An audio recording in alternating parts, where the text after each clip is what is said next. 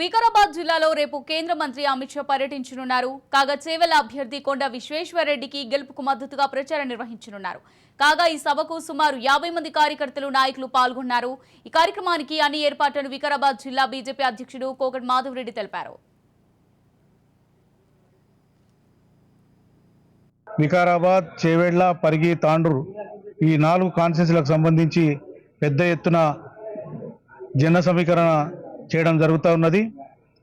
45,000 నుంచి 50,000 మందిని జన సమీకరణ చేయాలనేటువంటి ఒక ప్రయత్నంలో భారతీయ జనతా పార్టీ శ్రేణులు ఉన్నాం. ఇప్పటికే ప్రజల నుంచి మంచి స్పందన వస్తూ ఉన్నది. ఎందుకనంటే దేశంలో ప్రముఖమైనటువంటి వ్యక్తి, ప్రజా ఆకర్షణ ఉన్నటువంటి వ్యక్తి అమిత్ షా గారు కాబట్టి వారు రావడం వికారాబాద్కు చాలా అదృష్టం.